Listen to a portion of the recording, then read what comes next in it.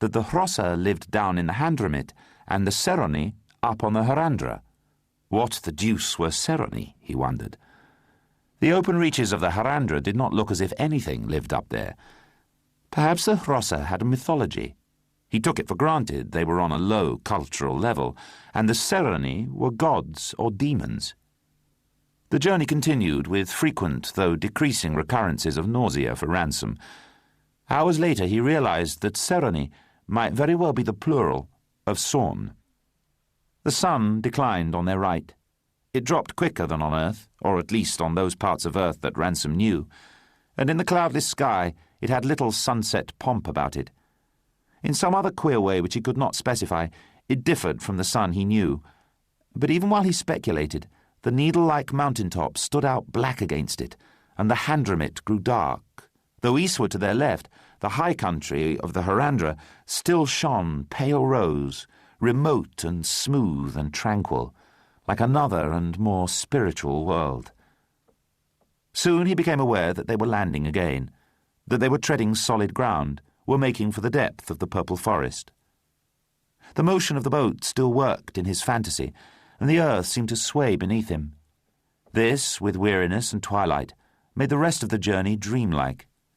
Light began to glare in his eyes. A fire was burning. It illuminated the huge leaves overhead, and he saw stars beyond them. Dozens of Hrossa seemed to have surrounded him.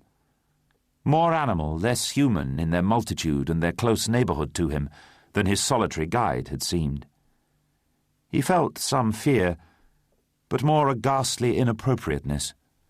He wanted men, any men, even Western and divine. He was too tired to do anything about these meaningless bullet heads and furry faces, could make no response at all. And then, lower down, closer to him, more mobile, came in throngs the whelps, the puppies, the cubs, whatever you called them. Suddenly his mood changed. They were jolly little things. He laid his hand on one black head and smiled. The creature scurried away. He never could remember much of that evening. There was more eating and drinking. There was continual coming and going of black forms. There were strange eyes luminous in the firelight. Finally, there was sleep in some dark, apparently covered place. Ever since he awoke on the spaceship, Ransom had been thinking about the amazing adventure of going to another planet, and about his chances of returning from it. What he had not thought about was being on it. It was with a kind of stupefaction each morning that he found himself neither arriving in nor escaping from, but simply living on Malacandra, waking, sleeping, eating, swimming, and even, as the days passed, talking.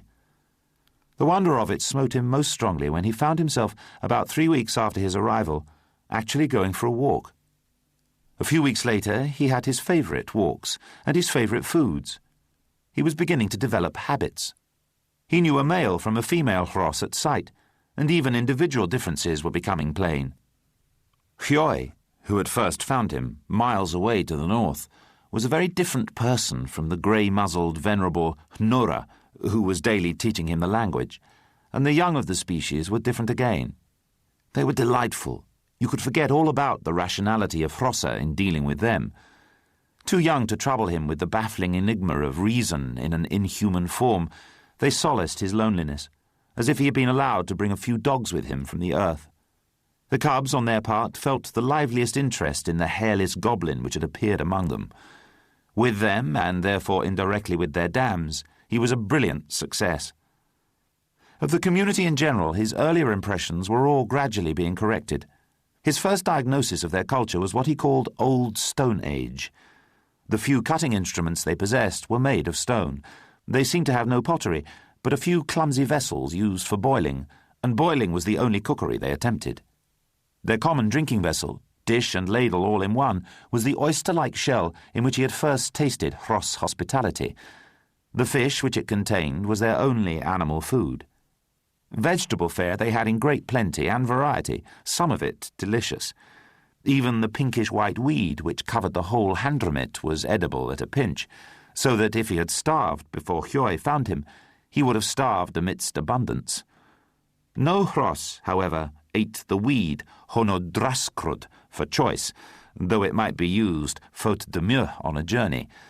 Their dwellings were beehive-shaped huts of stiff leaf, and the villages, there were several in the neighbourhood, were always built beside rivers for warmth and well upstream towards the walls of the Handramit, where the water was hottest. They slept on the ground. They seemed to have no arts except a kind of poetry and music, which was practised almost every evening by a team or troop of 4 Hrossa. One recited half-chanting at great length, while the other 3, sometimes singly and sometimes antiphonally, interrupted him from time to time with song. Ransom could not find out whether these interruptions were simply lyrical interludes or dramatic dialogue arising out of the leader's narrative. He could make nothing of the music. The voices were not disagreeable, and the scale seemed adapted to human ears, but the time pattern was meaningless to his sense of rhythm. The occupations of the tribe or family were at first mysterious. People were always disappearing for a few days and reappearing again. There was a little fishing and much journeying in boats, of which he never discovered the object. Then one day he saw a kind of caravan of Hrossa setting out by land, each with a load of vegetable food on its head. Apparently there was some kind of trade in Malacandra. He discovered their agriculture in the first week. About a mile down the Handramit, one came to broad lands free of forest and clothed for many miles together in low pulpy vegetation in which yellow, orange and blue predominated. Later on there were lettuce-like plants about the height of a terrestrial birch tree. Where one of these overhung the warmth of water, you could step into one of the lower leaves and lie deliciously, as in a gently moving, fragrant hammock. Elsewhere, it was not warm enough to sit still for long out of doors. The general temperature of the Handramit was that of a fine winter's morning on Earth. These food-producing areas were worked communally by the surrounding villages, and division of labour had been carried to a higher point than he expected. Cutting, drying, storing, transport, and something like manuring were all carried on, and he suspected that some at least of the water channels were artificial. But the real revolution in his understanding of the Hrossa began when he had learned enough of their language to attempt some satisfaction of their curiosity about himself. In answer to their questions, he began by saying that he had come out of the sky. Nora immediately asked from which planet or Earth, Handra. Ransom, who had deliberately given a childish version of the truth in order to adapt it to the supposed ignorance of his audience, was a little annoyed to find Nora painfully explaining to him that he could not live in the sky because there was no air in it. He might have come through the sky, but he must have come from a Handra. He was quite unable to point Earth out to them in the night sky. They seemed surprised at his inability, and repeatedly pointed out to him a bright planet low on the western horizon, a little south of where the sun had gone down. He was surprised that they selected a planet instead of a mere star, and stuck to their choice. Could it be possible that they understood astronomy? Unfortunately, he still knew too little of the language to explore their knowledge. He turned the conversation by asking them the name of the bright southern planet, and was told that it was Thulkandra, the silent world or planet. "Why do you call it Thulk?" he asked. "Why silent?" No one knew. "The Seroni know," said Nora. "That is the sort of thing they know." Ransom was asked how he had come, and made a very poor attempt at describing the spaceship, but again, the Seroni would know. Had he come alone? No, he had come with 2 others of his kind, bad men. Bent men was the nearest Hrossian equivalent, who tried to kill him, but he had run away from them. The Hrossa found this very difficult, but all finally agreed that he ought to go to Oyasa. Oyasa would protect him. Ransom asked who Oyasa was. Slowly, and with many misunderstandings, he hammered out the information that Oyasa, 1, lived in Meldilorn, 2, knew everything and ruled everyone, 3, had always been there, and 4, was not a Hross, nor one of the Seroni. Then Ransom, following his own idea, asked if Oyasa had made the world. The Hrossa almost barked in the fervour of their denial. Did people in Thulkandra not know that Maleldil the Young had made and still ruled the world? Even a child knew that. Where did Maleldil live? Ransom asked. With the Old One. And who was the Old One? Ransom did not understand the answer. He tried again. Where was the Old One? He is not that sort, said Hnora, that he has to live anywhere, and proceeded to a good deal which Ransom did not follow. But he followed enough to feel once more a certain irritation. Ever since he had discovered the rationality of the Hrossa, he had been haunted by a conscientious scruple as to whether it might not be his duty to undertake their religious instruction. Now, as a result of his tentative efforts, he found himself being treated as if he were the savage, and being given a first sketch of civilized religion, a sort of Hrossian equivalent of the Shorter Catechism. It became plain that Maleldil was a spirit without body, parts, or passions. He is not a Hnau, said the Hrossa. What is Hnau? Asked Ransom. You are Hnau. I am Hnau. The Seroni are Hnau. The Fifiltrigi are Hnau. Fifiltrigi, said Ransom. More than 10 days' journey to the west, said Hnora. The Harandra sinks down not into the Handramit, but into a broad place, an open place, spreading every way. 5 days' journey from the north to the south of it, 10 days' journey from the east to the west. The forests are of other colours there than here. They are blue and green. It is very deep there. It goes to the roots of the world. The best things that can be dug out of the earth are there. The Fifiltrigi live there. They delight in digging. What they dig they soften with fire and make things of it. They are little people, smaller than you, long in the snout, pale, busy. They have long limbs in front. No Hnau can match them in making and shaping things, as none can match us in singing. But let Haman see. He turned and spoke to one of the younger Hrossa, and presently, passed from hand to hand, there came to him a little bowl.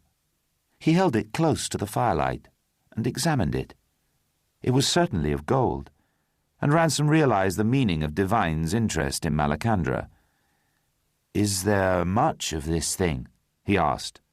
Yes, he was told, it was washed down in most of the rivers, but the best and most was among the Fifiltrigi, and it was they who were skilled in it. Arbol Hru, they called it. Sun's blood. He looked at the bowl again. It was covered with fine etching. He saw pictures of Hrossa and of smaller, almost frog-like animals, and then of Sorns. He pointed to the latter inquiringly. Seroni, said the Hrossa, confirming his suspicions. They live up almost on the Harandra, in the big caves. The frog-like animals, or tapir-headed, frog-bodied animals, were Fifiltrigi. Ransom turned it over in his mind. On Malacandra, apparently 3 distinct species had reached rationality, and none of them had yet exterminated the other 2. It concerned him intensely to find out which was the real master. Which of the Hnau rule? He asked. Oyasa rules, was the reply. Is he Hnau? This puzzled them a little. The Seroni, they thought, would be better at that kind of question. Perhaps Oyasa was Hnau, but a very different Hnau. He had no death and no young. These Seroni know more than the Hrossa? Asked Ransom. This produced more a debate than an answer. What emerged finally was that the Seroni, or Sorns, were perfectly helpless in a boat, and could not fish to save their lives, could hardly swim, could make no poetry, and even when Hrossa had made it for them, could understand only the inferior sorts. But they were admittedly good at finding out things about the stars and understanding the darker utterances of Oyasa and telling what happened in Malacandra long ago. Longer ago than anyone could remember. Ah, The intelligentsia, thought Ransom. They must be the real rulers, however